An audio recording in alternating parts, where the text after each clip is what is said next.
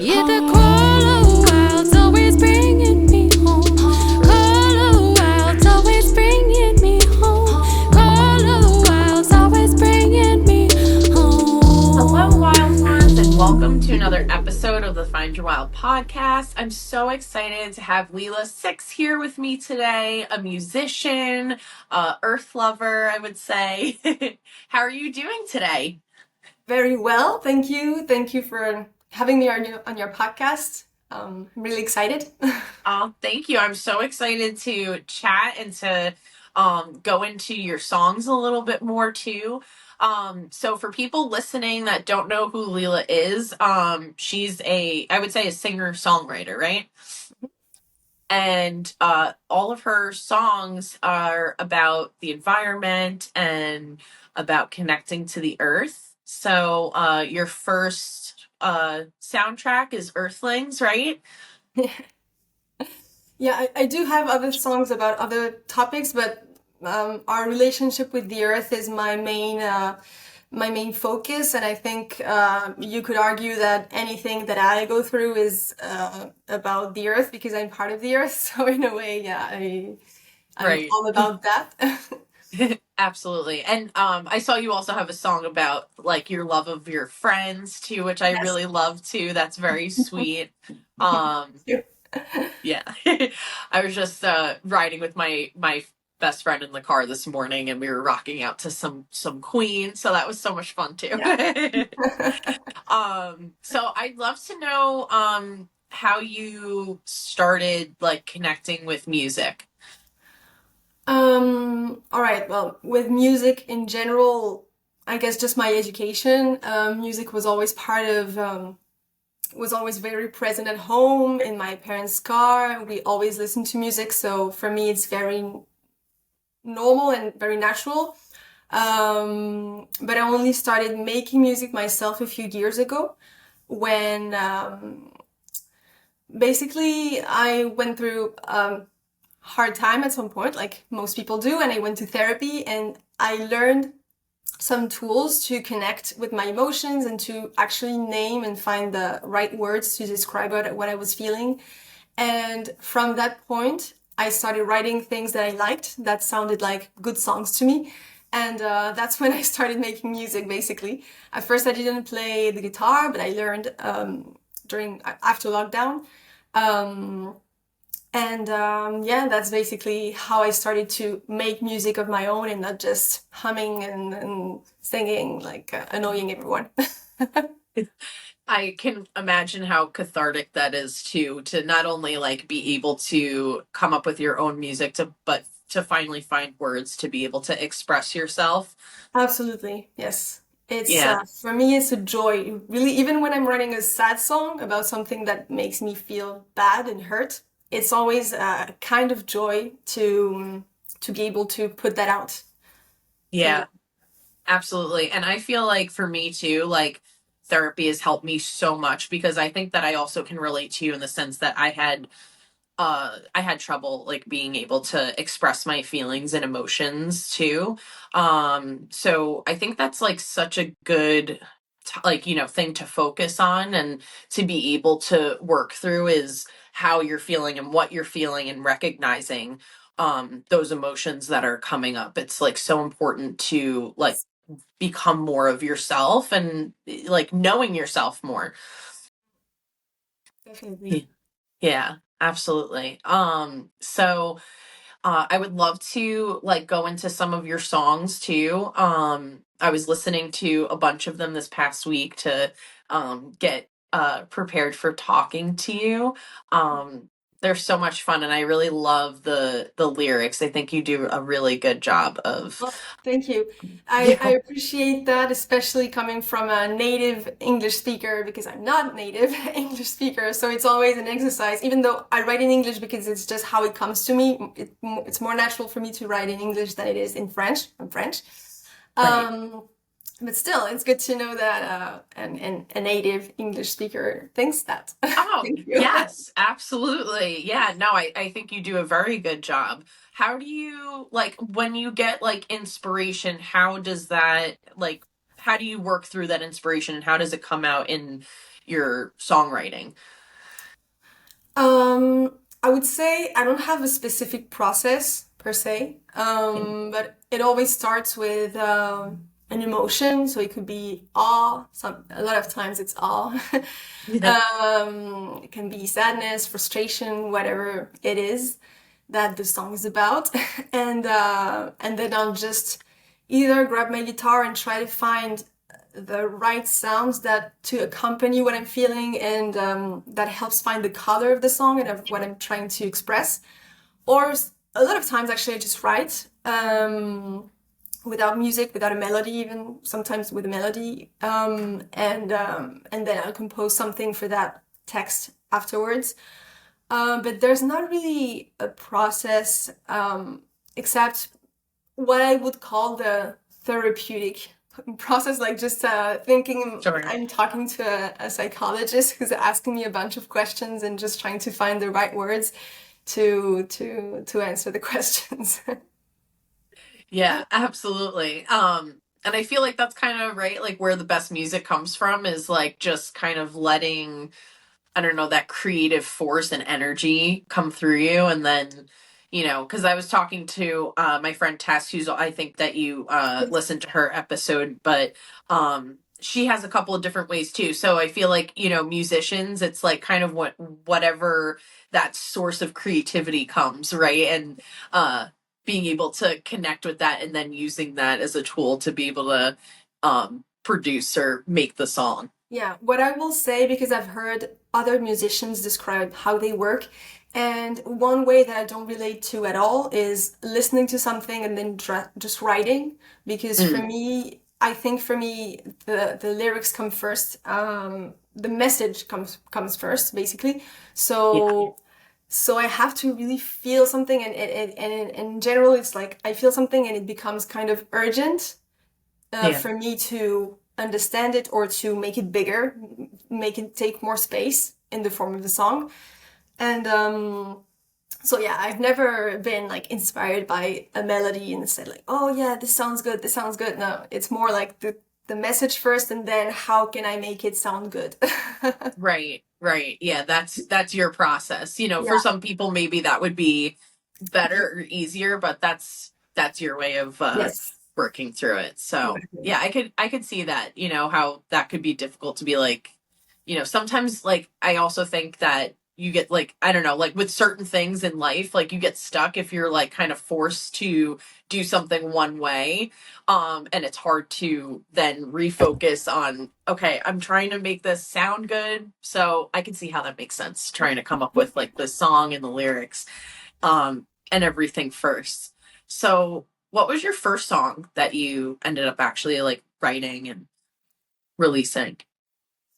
First one I wrote and released, I think it was either. Oh, can you hear me? Can you hear Okay. me? I can. Yeah, you were paused for a Okay, second, yeah. so no worries. Sorry about that. I don't know if it's my That's okay. connection. That's okay. And the first one was either Mother or Ocean Drop. Cool. One of those. So, but I think it might have been Ocean Drop, which is for me it's kind of a meditation because it's I wrote it literally sitting at the beach and watching the sea, Yeah. and feeling in awe of the idea, the fact that that what I was watching, the water that I was watching, was the very same as the water as any ocean at the other side of the world, Mm, and and I recognize that there are differences, like it's the level of salt and the fauna and things like that, but fundamentally the water is the same. And I right. was like, whoa, like that. I Yeah. was really impressed by that idea and just in awe of the fact that everything is one, and I was seeing Right. that in the water that was in front of me, but you could absolutely transpose that to just everything in the universe that's made of the same matter and energy.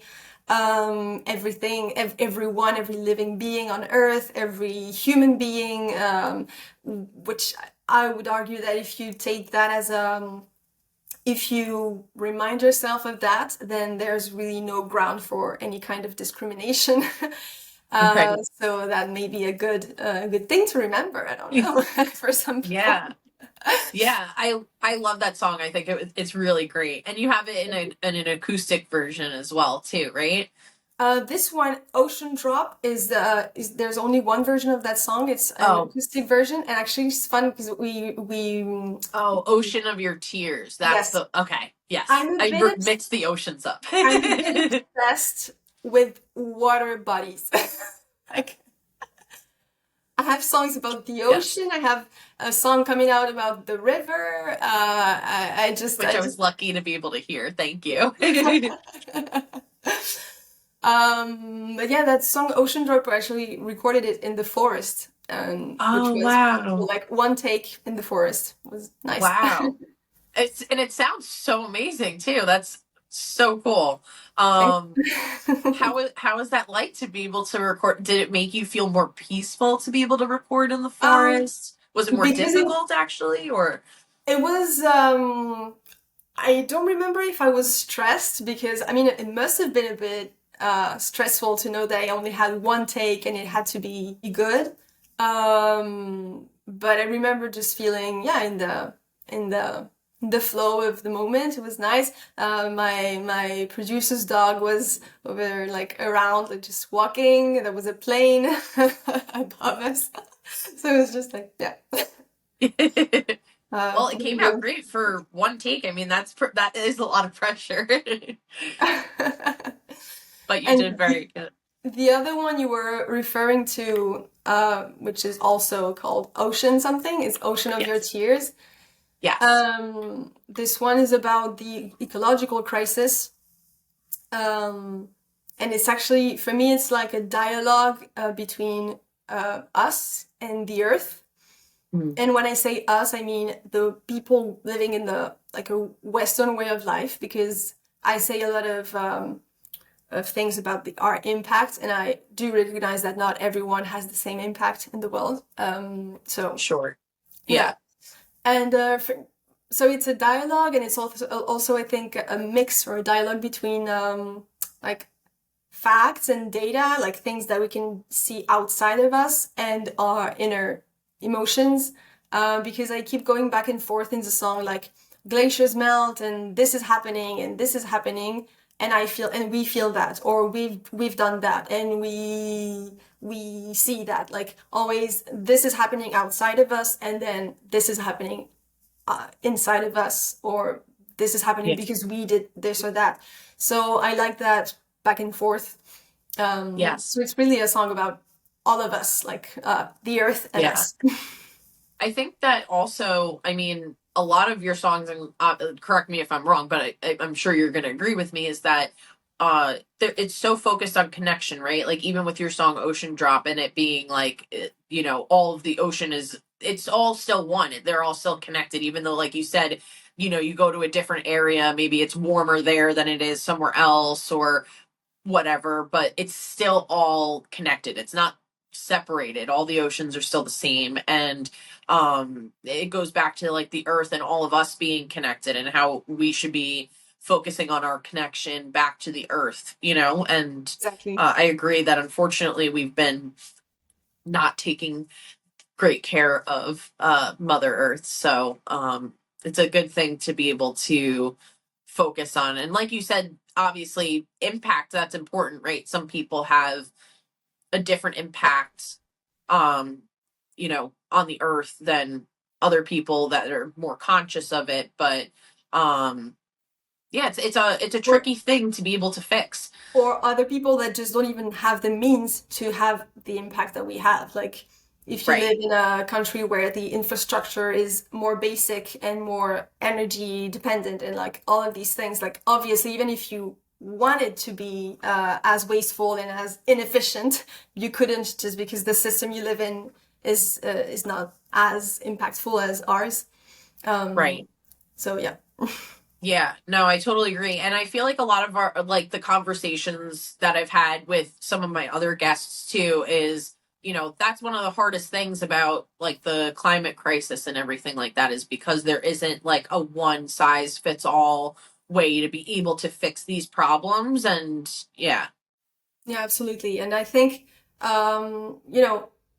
just because there's no universal solution doesn't mean there's no solutions. I think there are many, many Right. solutions, and they exist, and it's just a shame that we're not applying them yet, at least in a meaningful way.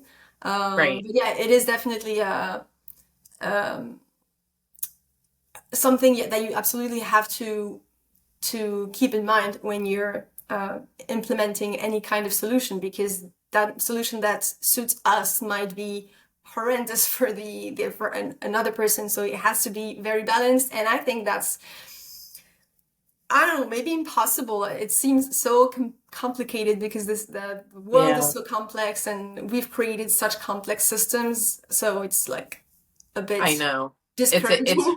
yeah.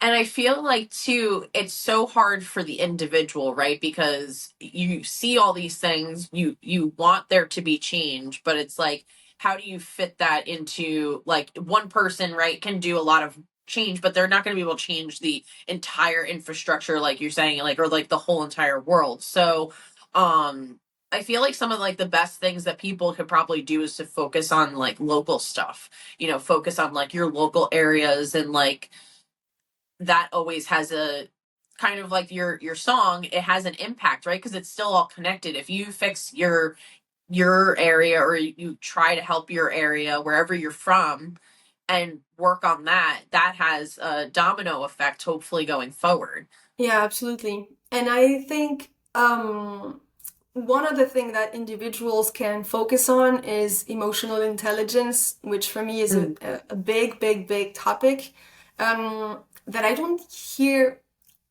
enough people talking about in that realm of like the ecological crisis activism, because I'm not saying no one does.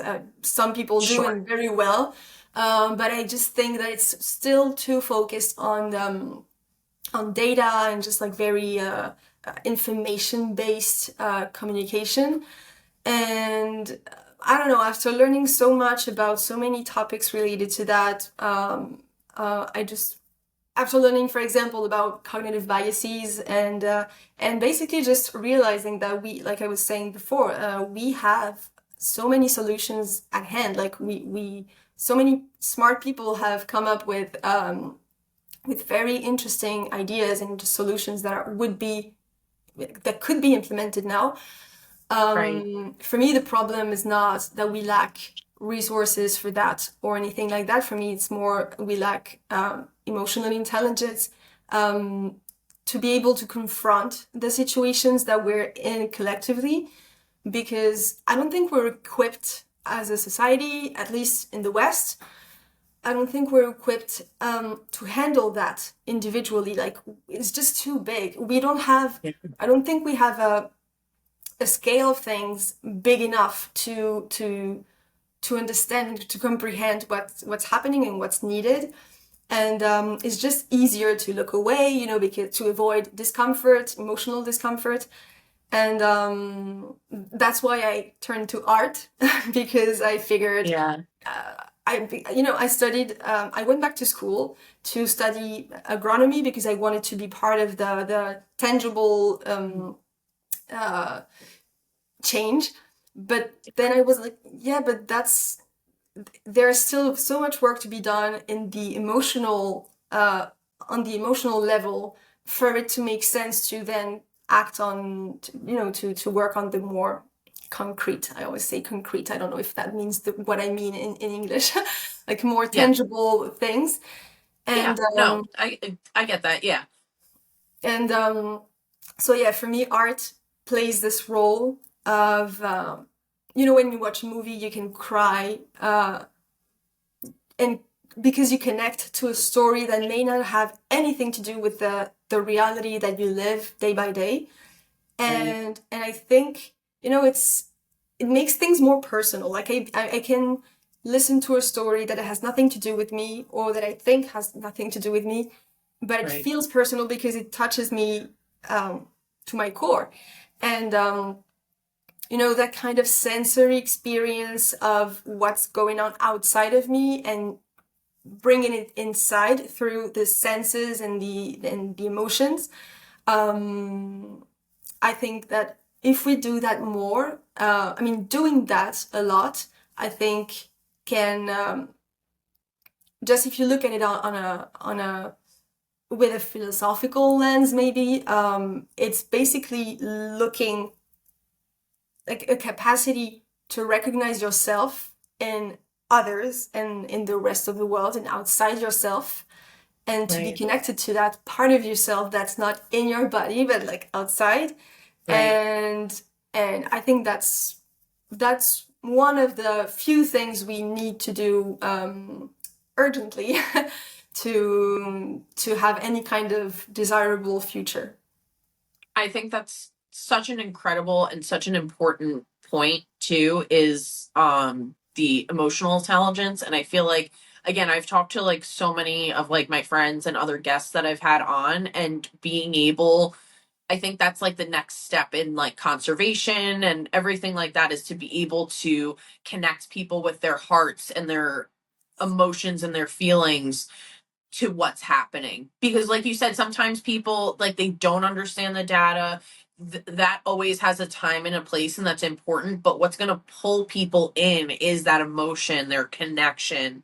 I was talking to my friends Maria and Isa. They have an Instagram handle called the Ocean Gals, and they were talking about how, kind of the same thing that you're saying, how people sometimes get drowned out, and I forgot like what the term is, but it's like empath, um like you get like drained like emotionally by all of the negative, environmental things, and then it gets really hard to be able to think of creative solutions, because you're just kind of so focused on like the sadness and like the doom, the reality of that, and it's hard to be able to do anything almost productive sometimes for people because they get that feeling.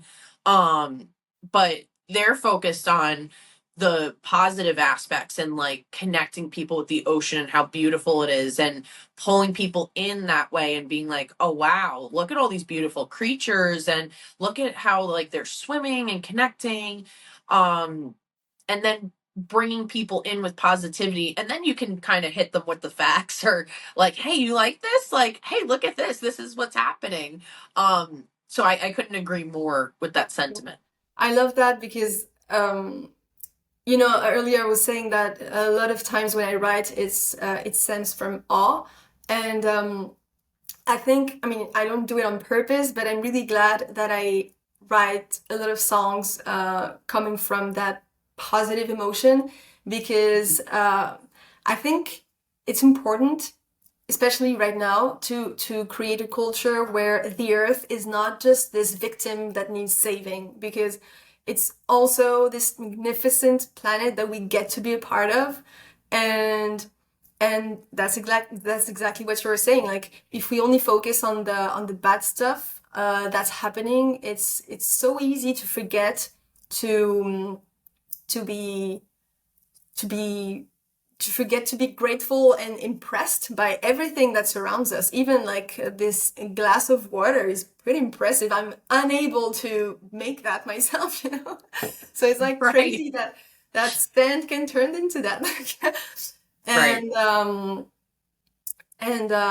so yeah, I think it's so important to do that type of work that your friends are doing, because we need some positive to balance the doom and gloom, and obviously we also need to see the reality of the other side of the situation. But it's not all there is, and I think it's important, and that's why I'm glad I contribute to through my more positive songs. Yes, absolutely. What I was gonna ask you too.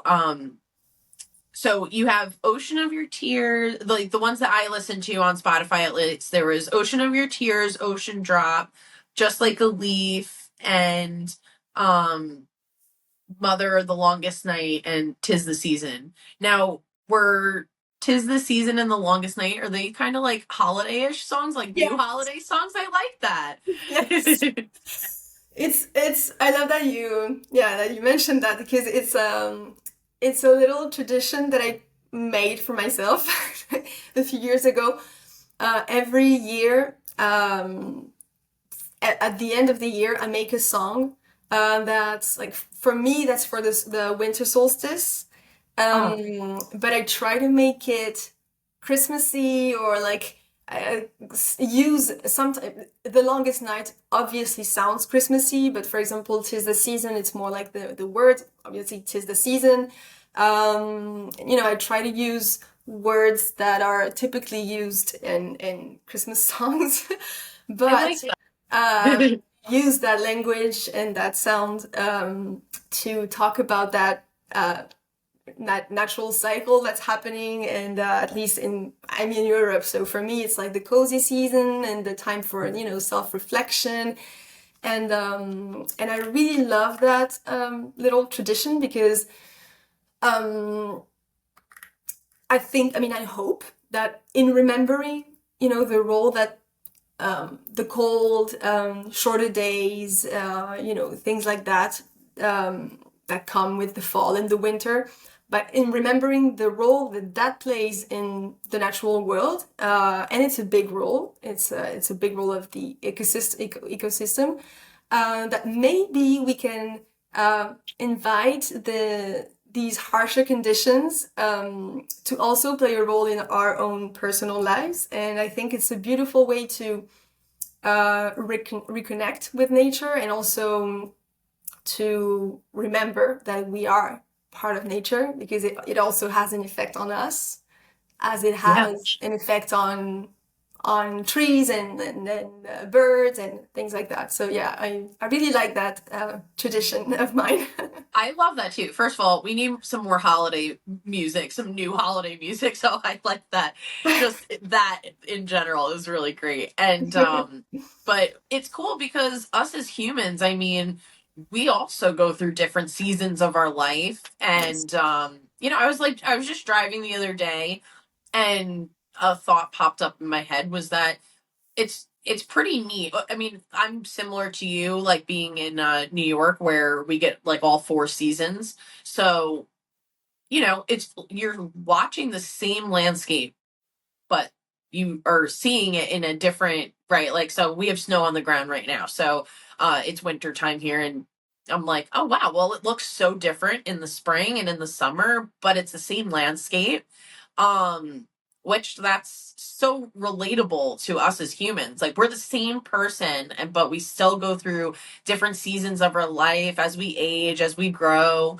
um yeah, Yeah, so and I really like, even if seasons in our lives can be way longer than just a year or just a season, in terms of like 3 months the winter, 3 months the fall.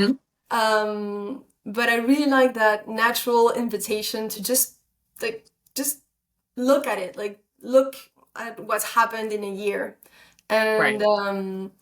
I'm not even necessarily the journaling type. I don't necessarily journal, like it's not part of my routine, but I really like just, taking that season as just a reminder to see where I'm at, and what's happened in the year. Maybe is it what have I learned, and yeah, it's just a good time to remember that yeah, we change and we evolve, and time has passed, and it's very visible in the winter that time has passed, because it's like, oh my god, days are getting shorter again. And it's like, yeah, that, Right.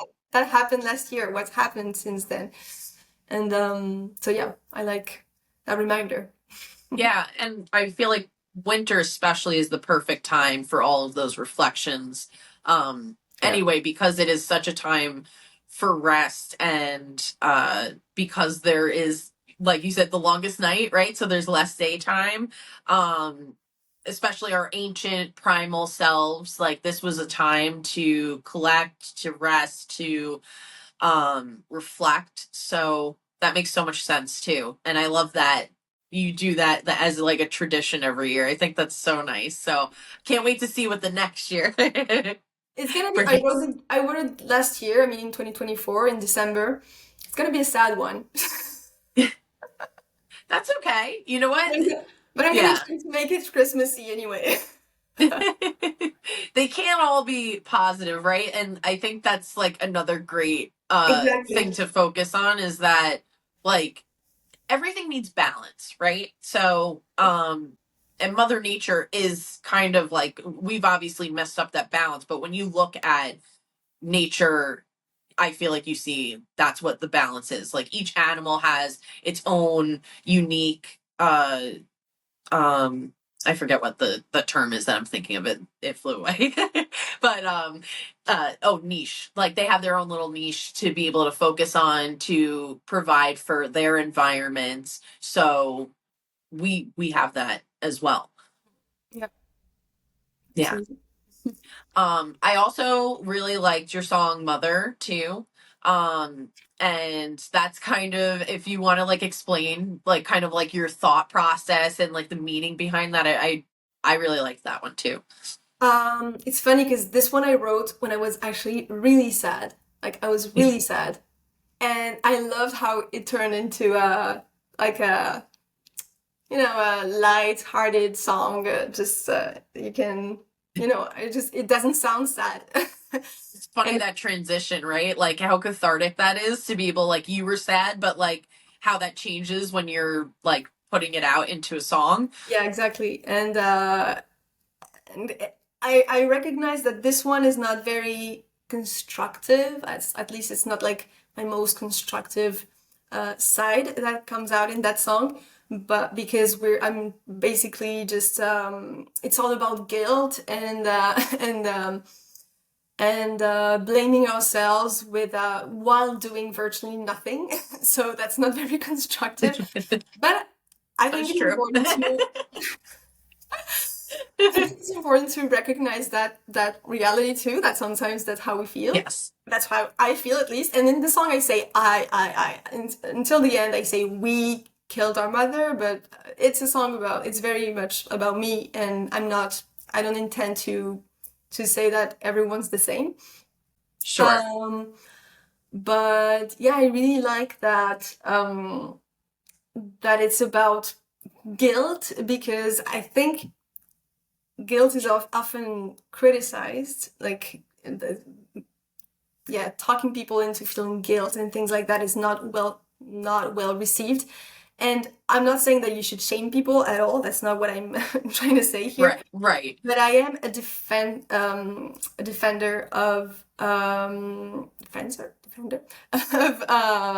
of guilt and as a source of motivation to act. Like it has to be a healthy dose, obviously. And I'm not trying, like I said, I'm not talking about shaming people, but I do think that guilt helps us recognize where we fucked up. I don't know if I can swear here. Yeah. Okay. Yeah, just recognizing where we fucked up, and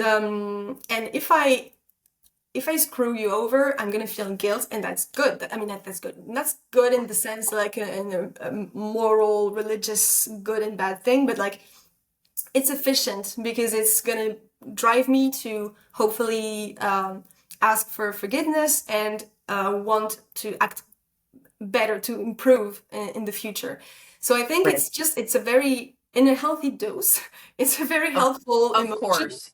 Right. And so yeah, I like that about that song, that it's that it makes space for that emotion that I don't know, in that I don't think I often see that you shouldn't feel guilt and it's useless, and I don't think it's useless. I think every change I've made, every improvement I've made in my impact has been because I started feeling guilty for the impact that I had. So I don't think, and it doesn't mean that you have to be mortified and like, oh my God, I'm the worst and I should stop living in order to stop having an impact. I'm not saying that. Like I said, a healthy dose. And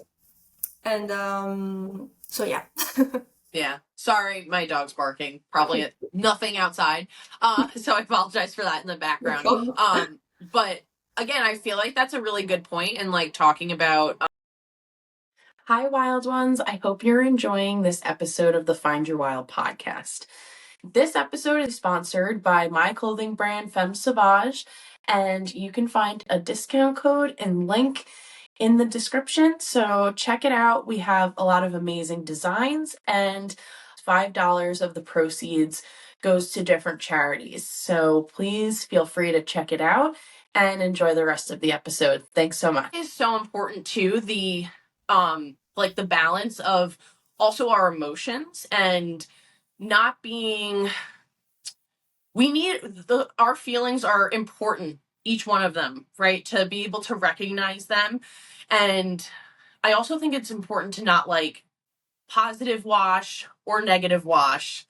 We have to find some place in the middle. So I think it's very good to have guilt, like you said, the importance of that and being able to recognize, because like that helps us to be able to apologize for things, to own up to things that we've done wrong. And it's okay if we make mistakes or do something wrong. How are we going to better ourselves and do something better for the future and going forward in life? And I think that goes into what you were saying earlier about emotional intelligence. And I always say that, I mean, even if you don't have anything necessarily wrong going on in your life, I've loved therapy. Like my husband and I both go to therapy, and it's really changed our lives. And to be able to, because so many people just drown out their emotions or push their emotions to the side and are like, okay, just gonna move forward and just gonna do this. But I think being able to stop and recognize what each emotion is playing and what that is trying to tell us is so important for us to be able to feel like at peace and calm.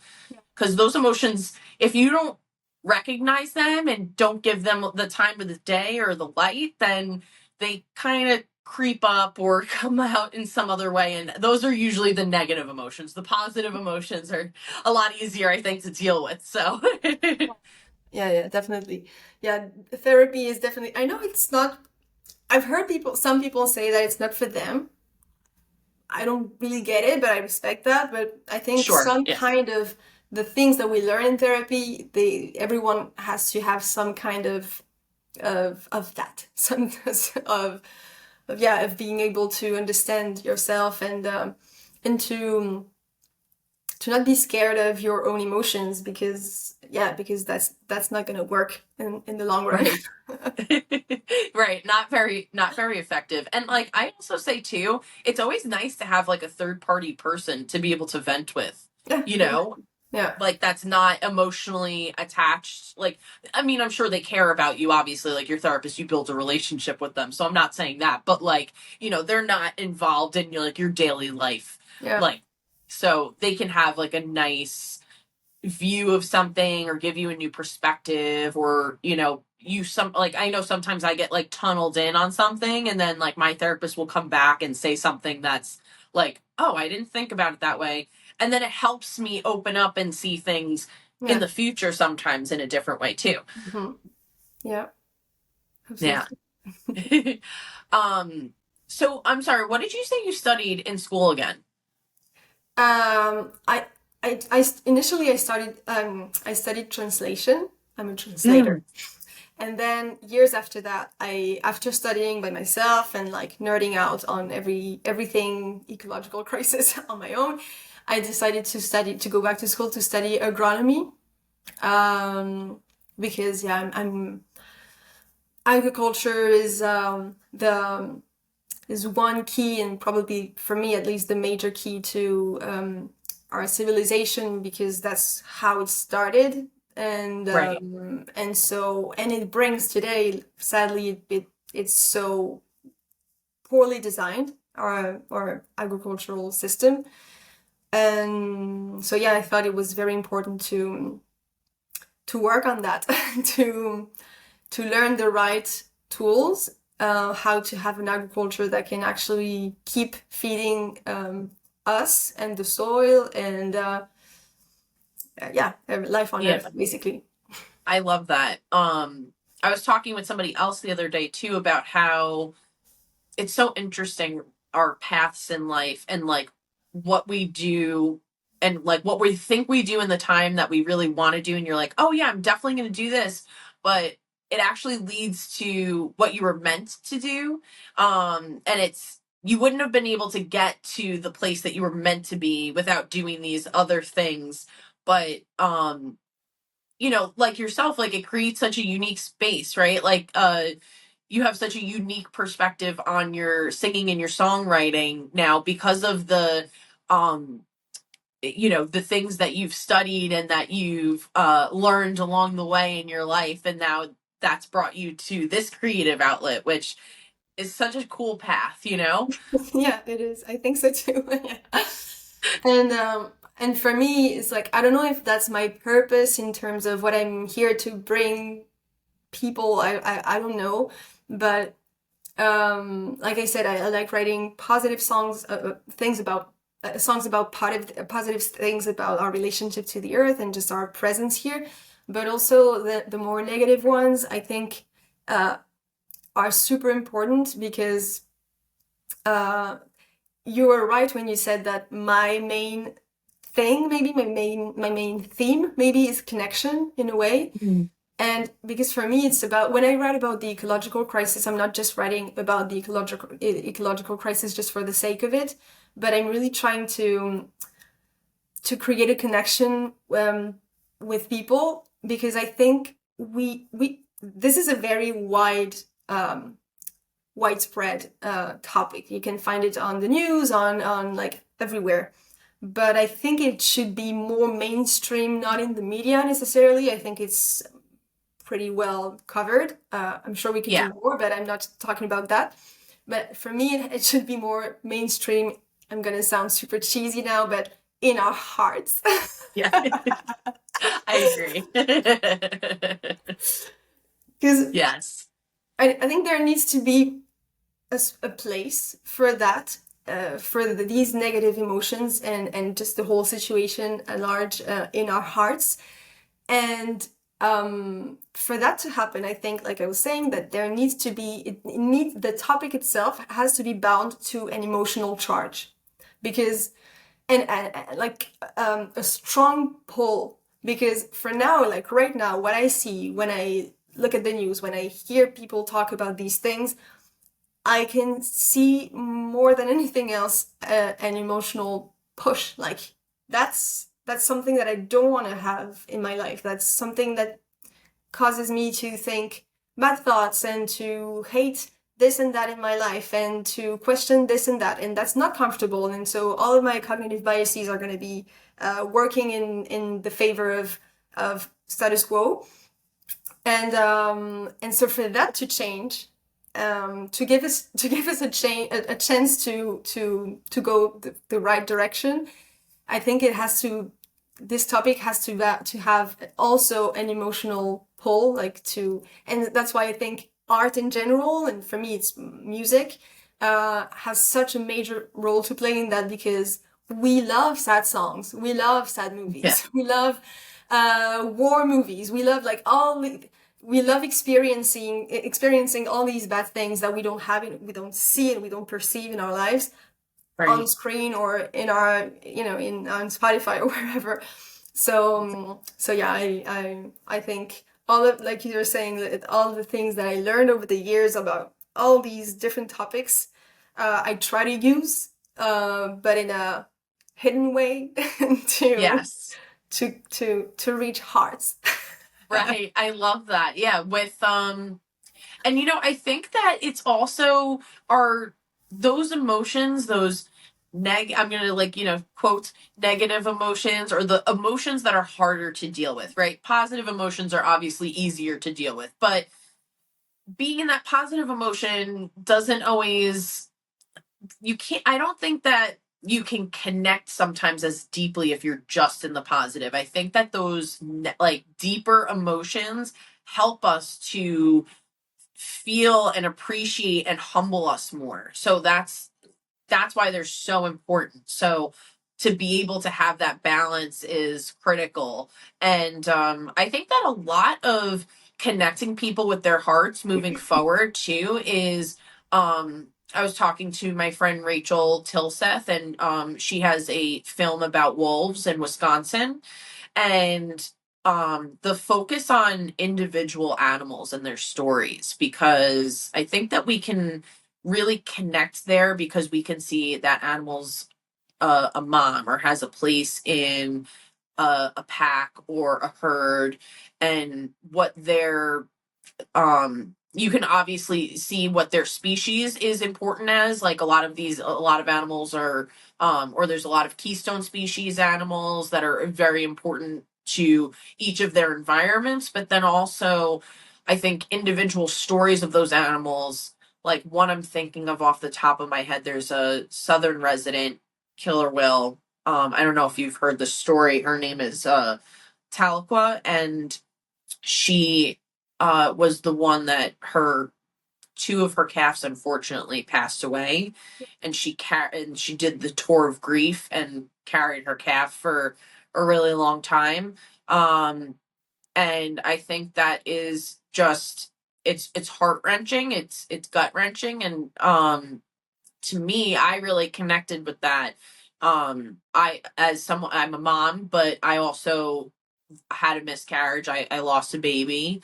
So to be able to see that and connect with that and that pain that she felt, there's scientists that say we don't know if they feel that emotion. I personally, I feel like I mean, they're so emotionally intelligent. I can't imagine that it wasn't an emotional feat to be able to carry her for both of her babies for that long. And it just showcases that animals have feelings, they have emotions, they have a place. And to tell those stories, I think, is super vital and important Yeah. to connecting with our hearts. Yes. That reminds me of the song. I think I mentioned that I'm releasing a song early March about rivers. I don't know if I just mentioned that or if I forgot that. But anyway, I think we mentioned it briefly, but yes, yeah. you were lucky, and it was nice of you to be able to send me a little preview of it. Oh yeah. But because when I hear you tell that story, it makes me think of agency, like giving agency to the beings that, or the entities that we perceive as maybe, or that we don't perceive as aware and conscious and all of that as us, but that probably are, and that some indigenous cultures consider that they do, and like different types of knowledge. And so it reminded me of that song because it's a song of appreciation for rivers called River.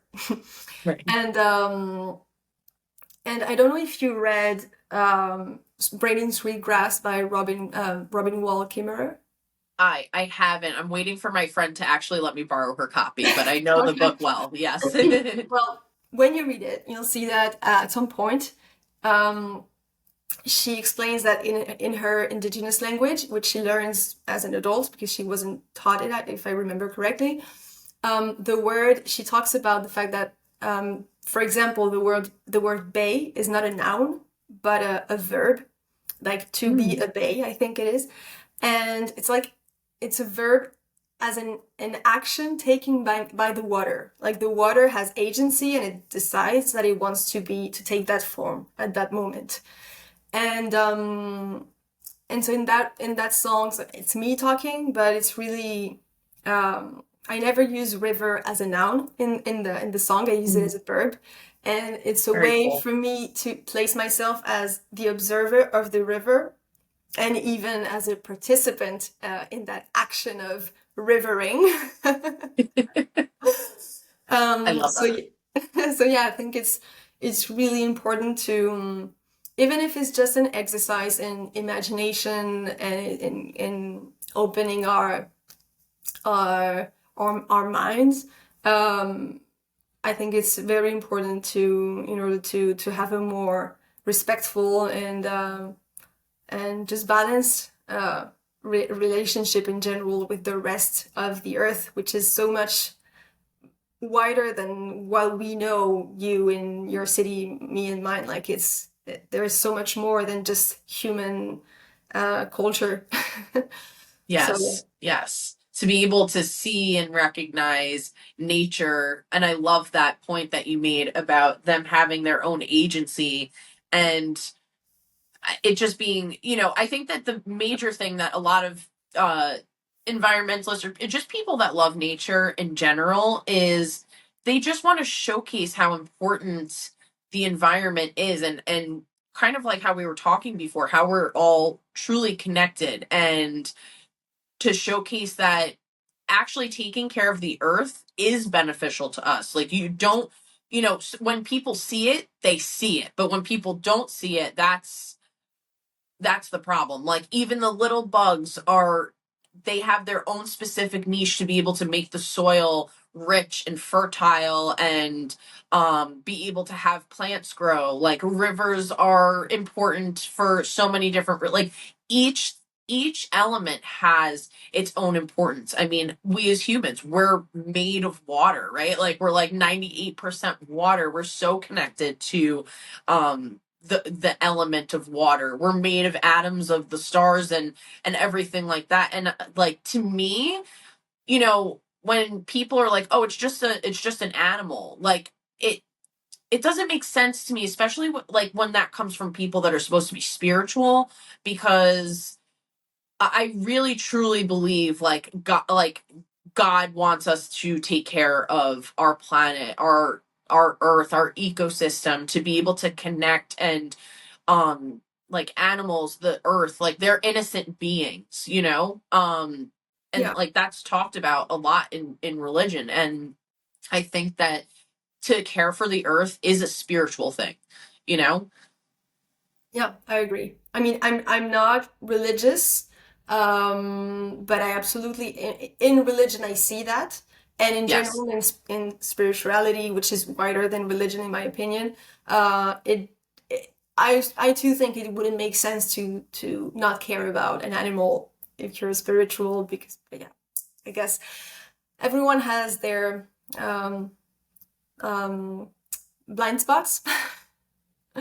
Yes. So, Yeah, I went to a Catholic school growing up, and I think I mentioned this on another podcast. So for anybody listening, sorry for repeating the story, but I remember I was in religion class one day, and the lady was like, "Yeah, so I hate to say this, but your dogs don't go to heaven; they don't have souls." And I was like, "What a bitch! She's wrong. You don't know shit, lady. Fuck you."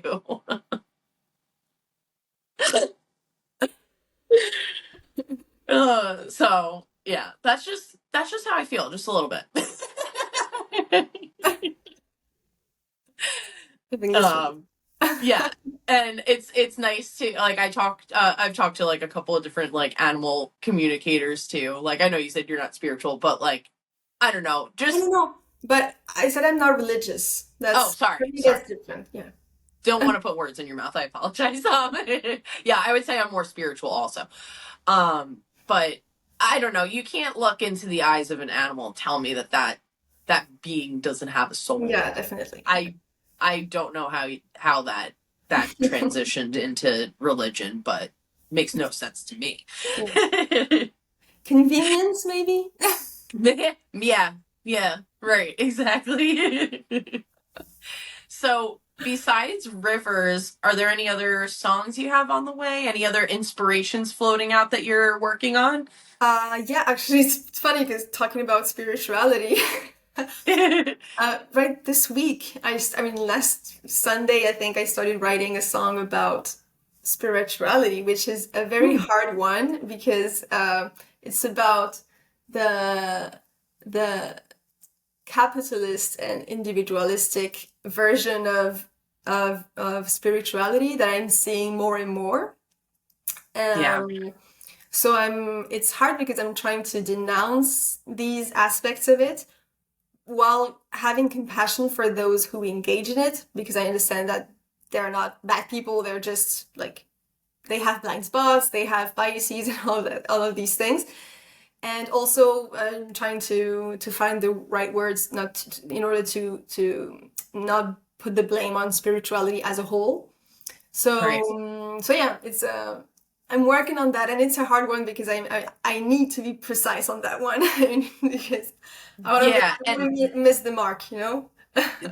I can see, like, yeah, I can feel how that because, and then that goes into, right, like recognizing your feelings and your emotions and being able to verbalize them properly too. It's that I can definitely see how you want to get that one right. But it's funny that you bring that up, because I definitely see that trend happening in spirituality, where it's like, I don't know, focused on like buying like, I don't know, like I see like there's some people like, and I'm not like you said, like you want to have like sympathy for them, but like, I don't know, I'm not. But no. Yeah, I don't know, it's just weird, like this focus on how anything physically, or like, oh, I bought this bag and it helped me, move past certain things. And I don't get it. I don't really feel, I don't get that relates to spirituality in any way, materialistic things, you know? Um, I'm trying yeah. to. I was talking about that with a friend the other day. Right, the night before, I mean, right before, a few minutes before I wrote the song, I started writing the song. The Yeah. conversation basically sparked that idea in my mind, Sure. Yeah. and I was criticizing that, and she said something that made me think. I mean, okay, then maybe that's relevant in that case, and because I see it. I don't see it in, for example, more ancestral um, yeah, like types of spirituality. I see it in a more modern and Americanized version of New Age spirituality, basically. And she said, "Yeah, but think about it. Like, if you're American, if you're from the U.S., uh, you can. I mean, you're from the U.S. and you don't relate to that, but for the most part, your culture as a country, and like a Hmm. historical culture, is very like money is completely embedded in that, and like the American dream, and just like rising to the top, and wanting to be a millionaire and then a billionaire, and like all of these things is very at the core maybe of the American culture, at least Sure. from my and my friends view, because we're from Perspective. Yeah. Europe. And so maybe it does make sense that anything, any message that these people that are very American in that sense can get from any kind of spiritual guidance um, is filtered through that lens, because it's their world, you know. Maybe that's a theory, and I thought it was interesting, and I thought it was That's very nice of your friend to give that set of phrase. I I don't. said I mean, I personally, I still don't get it. But even as and I totally get that. I agree that the American, I don't know, like I see that like I could see how, there is this American dream and there is this big focus on money, but I think that also, to me, like spirituality, I mean, like I always like grew up, like, my dad would always talk about, like, if you're giving to charity, like, I don't know, don't, it's like it shouldn't be like a big thing or something like that, like it should just be coming from the good of your heart, like, I do advertise, like with my clothing brand that I donate, but I think that's like, to me it's more of like trying to help bring awareness to because the yeah. charities, like that, at least that's my mindset. um and just because I want to give back in that way, but then also it's just, when, to me, like spirituality should be focused on the non-material. That's the whole point. Like the whole point is that we're not taking anything with us when we go. Um and to I just feel like moving forward, like that's why I also feel like being in like environmental or caring about the environment is such a spiritual thing, because I think that that's the ultimate, like, to me, focusing on that, that's like giving back to my child, my children's children. There's that famous quote that's like, you're not living on earth, you're borrowing from your children. you borrowing the earth from your children or something like that. I know I just butchered that, but yeah, I don't know. I'm not a fan of like you have to focus on the money aspect and getting rid of your money blocks and like how to get rid of that, and I don't know. Yeah, I get it. I get it. I get that you don't get it because I don't get it either. And yeah, I'm trying to write a song about that right now. I can't wait to hear it. And to see that. So that's gonna be exciting. Do you know when your song Rivers is when you're gonna release that, you said? Yeah. It should be on March 7th. Nice. Yes. Just in time for World Water Day and the spring, because I couldn't think of a better moment, a better time of the year to celebrate rivers than the moment in the year where the glaciers melt and they get all their full force. That's exactly what I was thinking when you said that too. That's like when rivers are kind of like the most powerful is during the spring when like you said, when the glaciers are melting, when the snow is melting and the rivers are full. Snow, not glaciers. Yeah. I was thinking of my other song where I say glaciers melt. Yeah. Yeah. Well, somewhere in the world glaciers melt and then they create a river. So Leila, I had such a wonderful time chatting with you, and it was so insightful, and I love your music. I think you're doing so great. Keep going. I can't wait to hear your other song.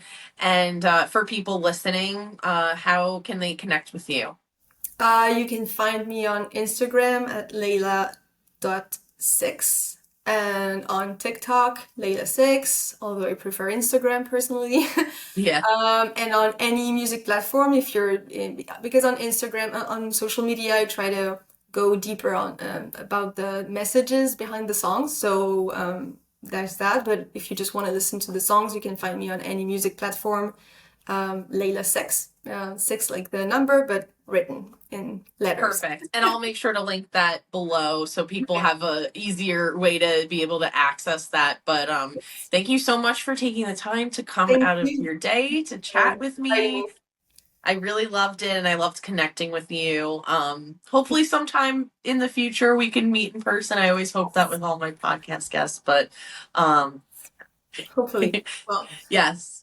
Thank you again for having me on your podcast.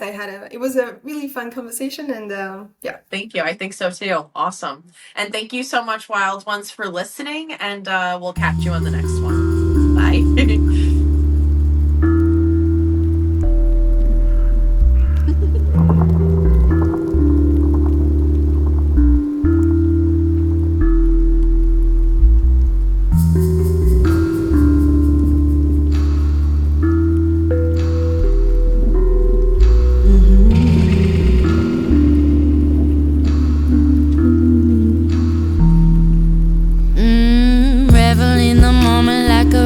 Flowing to the sea, I feel the energy of life for